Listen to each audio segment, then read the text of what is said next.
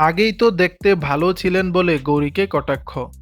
শাহরুখ পত্নী গৌরী খানের interior design বলিউডের বহু তারকার অন্দরমহল সাজিয়ে তুলেছে।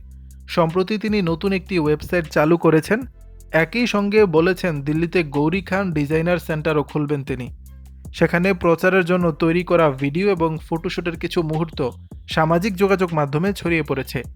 গৌরীকে দেখে অনেকেরই মনে হয়েছে বোটক্স করিয়েছেন তিনি। এমন চেহারার পরিবর্তন দেখে নেটিজেনরা নানা মত প্রকাশ করেছেন। অনেকেই বলছেন এসব না করলেও চলতো, আগেই দেখতে ভালো লাগতো গৌরীকে। অভিনেতা অভিনেত্রীরা চেহারায় পরিবর্তনের জন্য মাঝে মধ্যেই নানা পন্থার অবলম্বন করে থাকেন।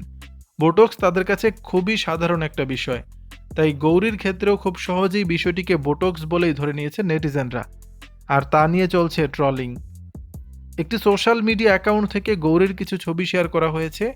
পোস্টের ক্যাপশনে লেখা হয়েছে গৌরীকে খুব অন্যরকম দেখাচ্ছে।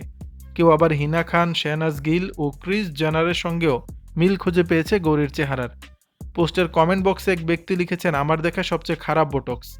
তার নাকটাও খুব খারাপ দেখাচ্ছে। গৌরী নাকি নিজেকে অভিনেত্রী হিসেবে তুলে ধরার জন্যই এমন চেহারায় পরিবর্তন ঘটানোর চেষ্টা করেছেন বলেও দাবি ভক্তদের।